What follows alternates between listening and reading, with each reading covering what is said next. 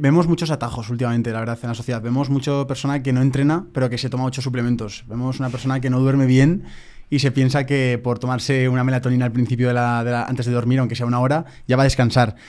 Si haces un diagnóstico o un análisis de la sociedad que tú estás viendo alrededor tuyo, ¿qué crees que es lo que está fallando más? ¿Está fallando más los hábitos de sueño, del estrés, la alimentación, el efecto arrastre social de los planes sociales? ¿Dónde está el problema para poder entenderlo y reconocer el problema? Entonces ya a partir de ahí poder hacer una gran palanca de mejora.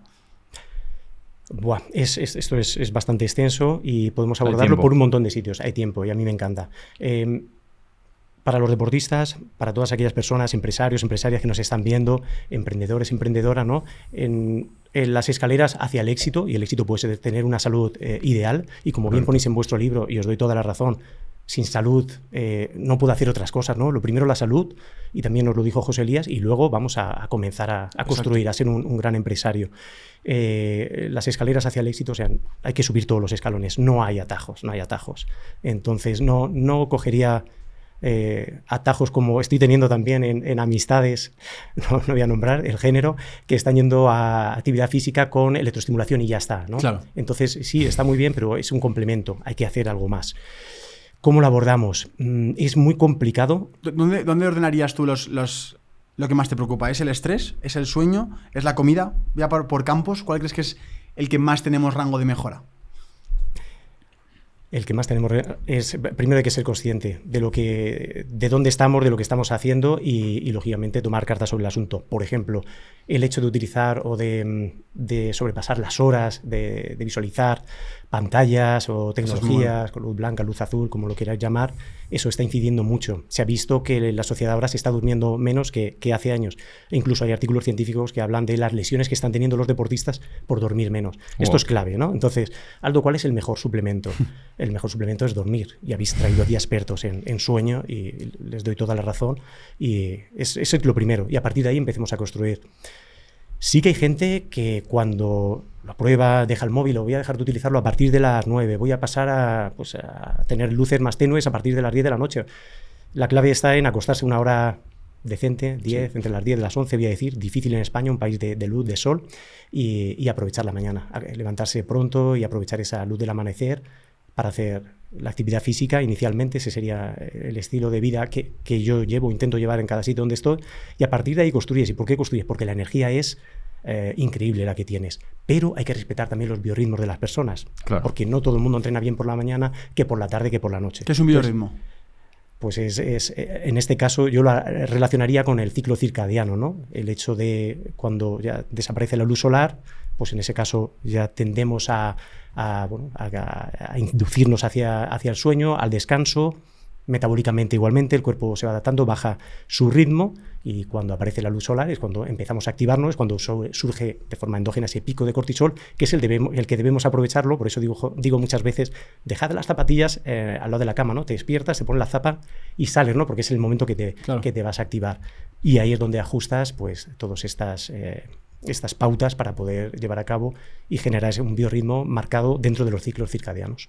Mira, Sergio, este documento, que aún no te lo he enseñado, ahora te diré cómo lo puedes conseguir, para mí me ha cambiado en el desarrollo personal. Porque, tío, estamos todo el día metiendo información, pero nunca nos preguntamos nada. Es muy importante un lugar donde puedas saber en qué punto estás. Correcto. Y saber, sobre todo, cuáles son las próximas decisiones que tienes que tomar, aunque sean incómodas. Correcto. Entonces, ¿este documento qué es? Estos son 10 preguntas que te tienes que hacer. Lo he recopilado de todos los invitados que hemos traído. Pues, por ejemplo, cuando estés un poco perdido, estés un poco rayado, que digas, hostia, no sé qué, hacia dónde quiero ir, dónde está mi propósito. Pues preguntas que te tienes que hacer para encontrarte mucho mejor. Pero esto vale dinero, ¿no? ¿Esto cuánto vale? No, a ver, que estamos dentro de la comunidad. Esto lo voy a dejar gratis. ¿Gratis? Te voy a explicar. Aquí debajo, normalmente, está el enlace a la newsletter. Pues si entras desde este episodio, solo desde este, vas a poder conseguirlo. Se envía automáticamente, Sergio, así que te puedes ir metiendo ya si quieres. En el vídeo debajo, la descripción, clicas, pones tu nombre, apellido y ya tienes el documento. Aprovechalo. Descansar dentro de la rutina más o menos es fácil, porque hay gente que tiene más o menos complicaciones, pero descansar cuando es un día típico, cuando llevas un día de estrés, cuando sabes que al día siguiente tienes un combate, ¿cómo podemos conseguirlo? Es decir, ¿qué trucos nos puedes dar o cómo nos puedes explicar cómo lo hacéis vosotros cuando hay un día especial al día siguiente para que esa persona pueda descansar?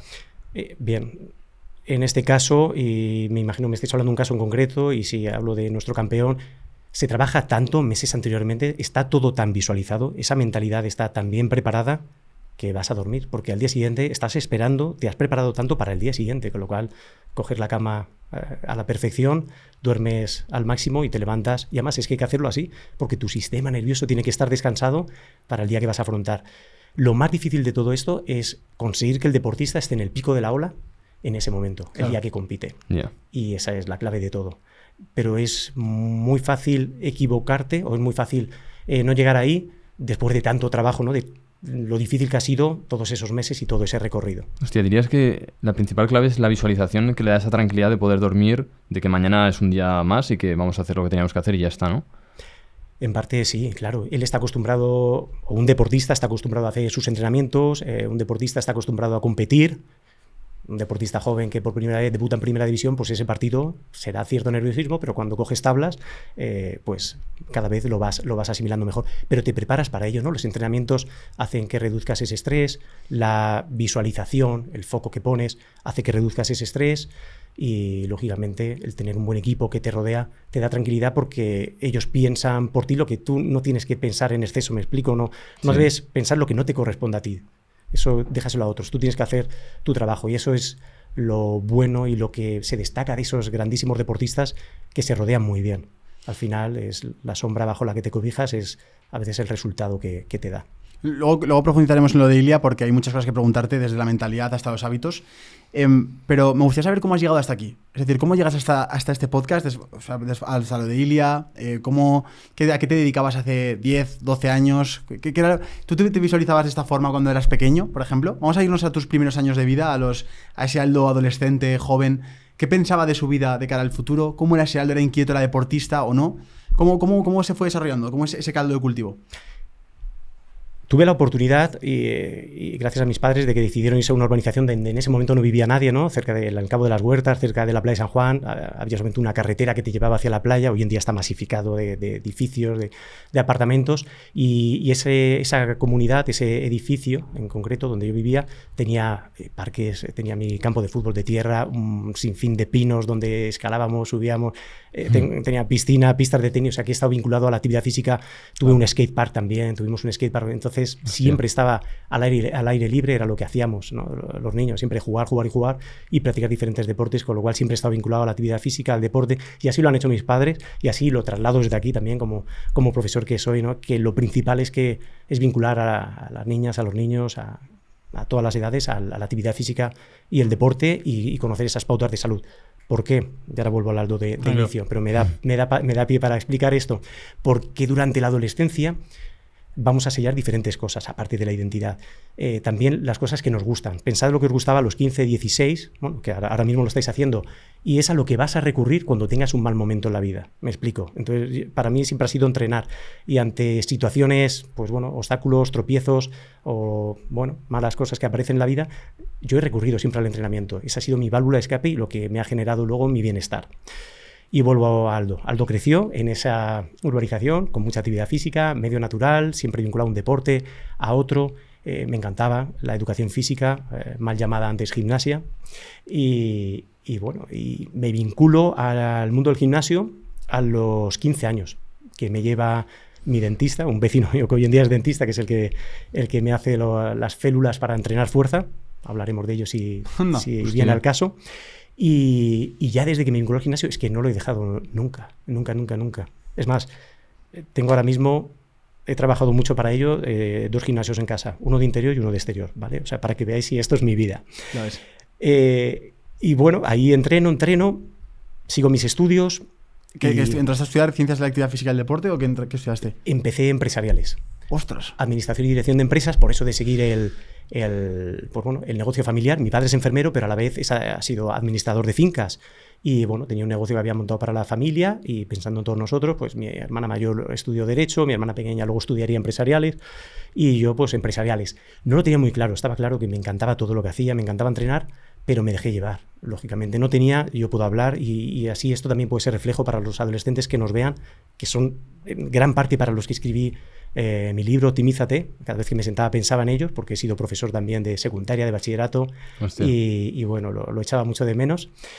Y porque no tienes por qué tener ese desarrollo cognitivo, esa madurez. No es una madurez cronológica, es biológica. Y en mi caso no tenía esa madurez cognitiva, no sabía lo que quería estudiar.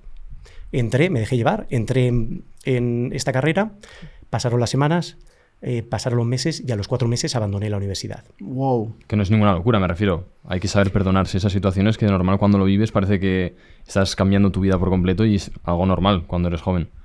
Sí, a fecha de hoy. En mi época no era normal y eso era un fracaso y estaba mal visto. Y entonces no comenté nada a mis padres porque sabía que los iba a decepcionar y me pasaba todo el día en el gimnasio. O sea, no me perdí en un parque, en un tal, yo estaba mañana y tarde en el gimnasio entrenando y empecé a devorar las revistas de culturismo de aquella época, ¿no? El Muscle Mag y el Muscle and Fitness. Pero en ese momento, tío, que estás viendo tu predisposición a ir al gimnasio, a leer revistas, ¿no dijiste, a lo mejor tengo que cambiar la carrera a una que sea más relacionada al deporte en vez de tanto empresariales? Ahí ese diálogo interno tuyo, ¿qué era? ¿Era no sé qué hacer con mi vida? ¿De momento hago esto? ¿O tienes claro el cambio? No, en ese momento no. Entreno, leo y bueno, y al final, pues meses más tarde, termina el curso, lógicamente tengo que comunicar esto y bueno... mis padres pues, lo aceptan, mi madre es maestra, mi padre, como os he dicho, enfermero, y ellos pues me apoyan en todo y buscan qué soluciones hay. En aquella época, antes del año 2000, no había tantas facultades como hoy en día, no había facultades de educación, en ese momento eran escuelas de magisterio, INEF, había unos cuantos por España, y no tengo una posibilidad de entrar en esa fecha, ¿no? He hecho la prescripción a toda España y se me abre una puerta. La única puerta que se me abre es la ciudad autónoma de Melilla. Wow. De forma que este es el punto de inflexión de mi vida cuando hago las maletas y me voy al norte de África. Y es ahí donde empieza mi andadura por y para el deporte. Me fui allí sin conocer nada, sin saber lo que allí me esperaba, pero ese fue el cambio, ese fue el clic del que habla mucha gente, ¿no? Y a partir de ahí, pues igual que os dije que a partir de los 15 que toqué un gimnasio, nunca lo dejé, jamás he dejado de estudiar esto que me apasiona tanto. Y ahí comenzó. Empecé magisterio de educación física, estudié, me dediqué todo el año a estudiar, a entrenar, lo saqué todo, había que sacar con buenas notas, ahí pues fue un plus porque lo di todo. Ahí es cuando dices, wow, es que yo sirvo para esto, ¿no? Te tienes que afianzar también a esas edades y lógicamente hay un consejo que me dio mi padre, dice, eres una persona inteligente y las personas inteligentes se adaptan, ¿no? Y ese consejo me vino muy bien, el hecho de porque nos tenemos que adaptar a cualquier situación. Esto no me lo habían enseñado por otro lado y bueno, eso me sirvió de mucho para estudiar, trabajar y continué mi carrera de magisterio en Alicante. Pero había tenido tanta influencia por unas grandísimas profesoras de psicología, en procesos psicológicos básicos y psicología evolutiva, que también me planteo, digo, yo tengo que estudiar psicología también. Ya no me limitaba, digo, aquí tengo que saber de deporte y tengo que saber de psicología, esto es fundamental, es un pastel indivisible. Y entonces, pues bueno, empecé a seguir estudiando magisterio con mis asignaturas de psicopedagogía poco a poco. Hostia. Y un año después empiezo a prepararme también las pruebas de acceso para ciencias de la actividad física. Entonces, mientras estudiaba psicopedagogía, me preparaba físicamente por las tardes, entrenando las pruebas de acceso, porque había pruebas de acceso en aquel entonces. Y mala suerte que el primer año no logro entrar, porque había unas plazas reducidas para aquellos que veníamos de magisterio, y no lo logro. Pero bueno, la vida es así. Yo en mi vida no he tenido ningún atajo y continué estudiando psicopedagogía hasta que la terminara y preparándome para entrar. Y al año siguiente entré en ciencias de la actividad física. Y ahí que me voy, en este caso me fui a Murcia a estudiar allí, a la UCAM. Y continuó mi estudio, pero allí veo que digo, esto me gusta un montón y ya me planteo, o sea, yo no terminé una cosa y ya me estoy planteando otras cuantas y creo que vosotros sois iguales y en el mundo en el que pues, me estoy moviendo ahora cuando hablo con todos vosotros, emprendedores, pues todos están cortados por el mismo patrón de siempre ideas y efectivamente ni había terminado, ya sabía que iba a hacer mi máster de alto rendimiento y que iba a ser doctor, no había, vamos. Y así se desarrolla todo esto, pero tanto que sí que me gustaría comentar esto, que avanzo en la carrera y cuando llego a tercero de la carrera, en este caso son grados, tercero y cuarto, también había entrado una bolsa de trabajo en educación y también comienzo a trabajar. Entonces se me juntan un montón de cosas, ¿no? El trabajar de profesor de instituto, el estudiar por las tardes ciencia de la actividad física y el entrenar. Y fui así, tercero y cuarto, fue durísimo, pero lo saqué todo. Terminé mi carrera en junio, había trabajado a tope, me había recorrido toda la provincia, porque yo estudiaba en Murcia, pero trabajaba en Comunidad Valenciana, o sea que hice más coches que en toda mi vida, de un sitio a otro, pero eso me hizo ver que digo, wow, qué fortaleza y qué capacidad, ¿no? de poder sacar todo. Y bueno, si me tuviera que definir, como inicialmente me habéis dicho, para mí, y os lo dijera a la gente que realmente me conoce, es la disciplina. Donde me meto, sigo. No tendré el talento, no tendré a lo mejor pues bueno, otras cualidades, condiciones, pero esa disciplina y ese saber continuar es al final lo que me da esa determinación. Y es determinación la primera de las historias de las que hablo en el libro. Con determinación hice las maletas, me fui a Melilla, cambió mi vida y a partir de ahí viví por y para el deporte.